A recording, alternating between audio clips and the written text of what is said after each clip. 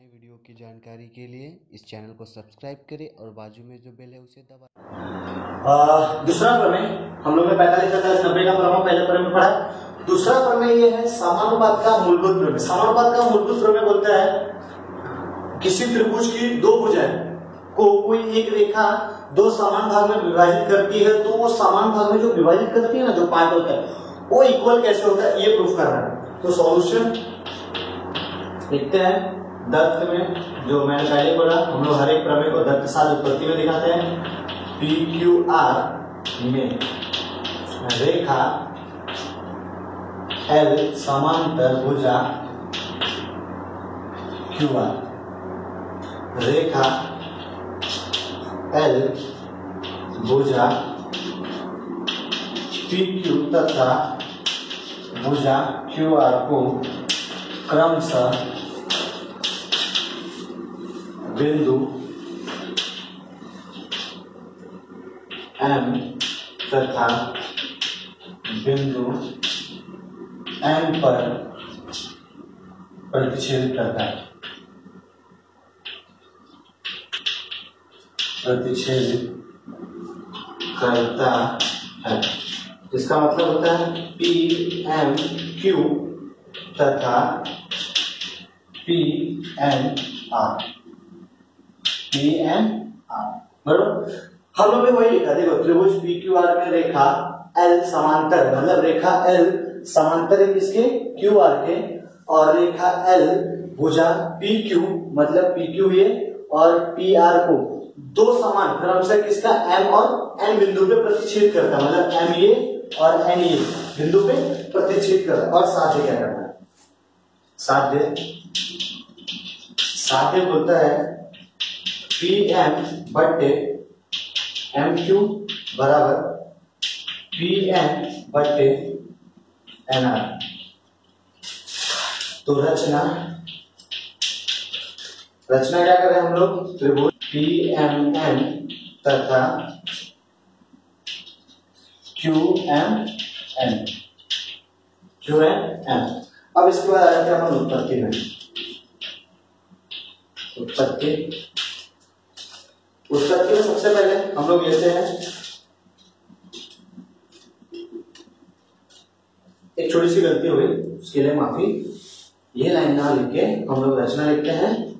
रचना रेख Q N तथा रेख आर एम, रेख आर एम खींचो या खींचा, रेख आर एम तथा आर एम खींचा। उसके बाद उत्पत्ति पे आते हैं। उत्पत्ति में पहला लाइन त्रिभुज पी एम एन तथा त्रिभुज क्यू एम एन।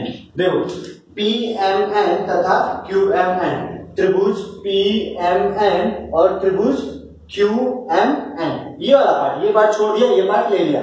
इसमें क्या आएगा अभी, एरिया ऑफ त्रिभुज P M N upon area of त्रिभुज क्यू एम एन बटे, देखो आधार आधार कर जाएगा, दोनों में एम एन सेम है, तो क्या आएगा पी एम बटे एम क्यू। समीकरण 1 ब्रैकेट में लिखेंगे हम लोग, समान आधार वाले त्रिभुज, समान ऊंचाई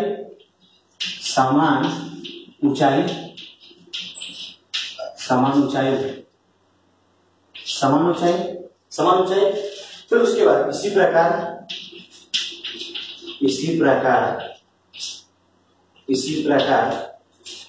अभी दूसरा त्रिभुज सेम पी एम एन और आर एम एन लेंगे।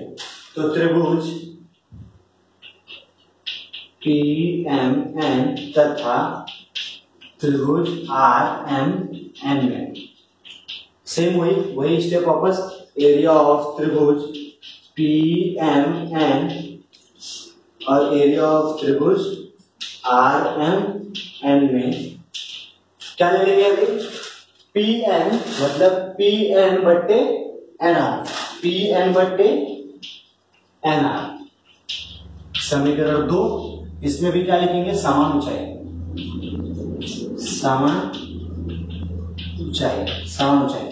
स्टॉप। अब समीकरण 2 बन गया। बोल दिया। अभी तीसरा पॉइंट लिखेंगे हम लोग, एरिया ऑफ त्रिभुज Q M N is equal to area of त्रिभुज आर एम एन में एक लाइन ब्रैकेट में लिखूं, समान आधार एम एन तथा समान ऊंचाई वाले त्रिभुज। हम लोग ने इस त्रिभुज पे क्या बात की मालूम है, त्रिभुज P S Q M N तथा आर एम एन, मतलब जो हम लोग ने रचना किया ना, ये वाला पार्ट और ये वाला पार्ट हम लोग ने उसकी बात की। अब आ जाएगा समीकरण 1 तथा 2 से, समीकरण 1 तथा 2 से। ये समीकरण मेरा 3 रहेगा, तो समीकरण 3 से एरिया ऑफ त्रिभुज P M N upon area of त्रिभुज Q M N is equal to area of त्रिभुज P M N upon area of त्रिभुज आर एम एन। सबसे पहले हम लोग को त्रिभुजों को प्रूफ करना रहेगा, बाद में इसके भुजाओं और उसके रेखाओं को। तो पी एम बट्टे एम क्यू बराबर पी एन बट्टे एन आर, प्रूफ। ये अगला क्वेश्चन है, इसको बोलते देखो, त्रिभुज एबीसी में कोण सी बराबर 90 डिग्री, माना कि बीसी बराबर ए, जो हम लोग ने लिख लिया, बीसी बराबर ए और सी ए बराबर बी, मतलब सी ए बराबर बी और ए बी बराबर सी, मतलब ए बी बराबर सी।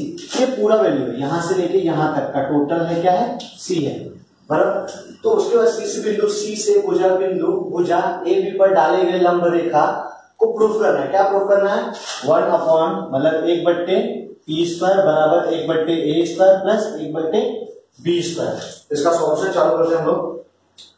त्रिभुज डी ए सी समरूप त्रिभुज सी ए बी, समकोण त्रिभुज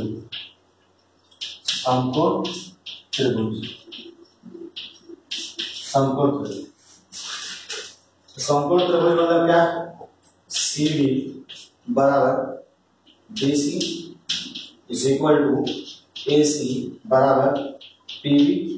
इसका मान रखो, अभी सी डी का मान क्या दिया था, पी, और बी सी का मान ए, इसका मान पी और इसका मान बी और इसका सी। फिर ये गुणा कर दो, मतलब पी सी बराबर ए बी, ये यहाँ गुणे हो जाएगा तो भाग, तो क्या हो जाएगा सी। ये आ गया समीकरण 1। और दोनों पक्षों का वर्ग ले लो, वर्ग करने में, वर्ग लेने पर, वर्ग ले लूंगा अगर तो क्या हो जाएगा, पी स्क्वायर ए स्क्वायर बी स्क्वायर और सी स्क्वायर। ये समीकरण 1, समीकरण 1। अब देखो समीकरण 1 बन गया ना, ये एक मिनट, समीकरण 1 इसको बताओ। इसके बाद ना हम लोग एक विपर्यास का अनुपात करते हैं, मतलब नीचे को ऊपर करते, ऊपर को नीचे कर देते, नीचे को ऊपर करेंगे, ऊपर को नीचे करेंगे, क्या हो जाएगा 1 अपॉन पी स्क्वायर और सी स्क्वायर अपॉन ए स्क्वायर और बी स्क्वायर। तो ये आ गया विपर्य स्थानुपात, यहाँ पे लिख लो विपर्य स्थानुपात, ये समीकरण 1। त्रिभुज सी ए बी एक समकोण त्रिभुज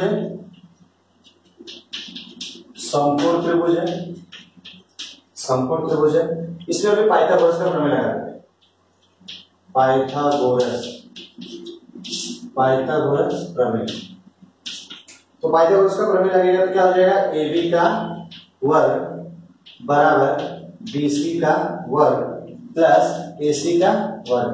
सबका मान रखो, मतलब ये सी का वर्ग हो जाएगा, ये ए का वर्ग हो जाएगा प्लस बी का वर्ग हो जाएगा। अब ये इक्वेशन 2 लिखो, समीकरण 2, समीकरण 2। अब समीकरण 1 तथा 2 से, समीकरण 1 तथा 2 से, समीकरण 1 तथा 2 से, समीकरण 1 मेरा क्या था, 1 upon P square, sorry 1 upon P square is equal to A square plus B square upon A square और बी स्क्वायर, ब्रैकेट में लिखो सी स्क्वायर बराबर ए स्क्वायर प्लस, रखने हम लोग ने इसके पहले जो समीकरण बनाया था, इसके पहले यहां बना था सी स्क्वायर बराबर क्या होता है, ए स्क्वायर प्लस बी स्क्वायर। जब हम लोग समीकरण बी बनाएंगे तो क्या लिखेंगे, यहाँ पे पुट कर दिया, तो देखो क्या आएगा, 1 upon B square is equal to A square upon A square B square plus B square upon A square B square.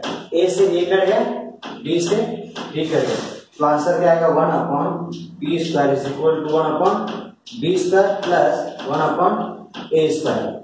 इसलिए 1 upon B square is equal to 1 upon A square plus 1 upon B square. ये हो गया आपका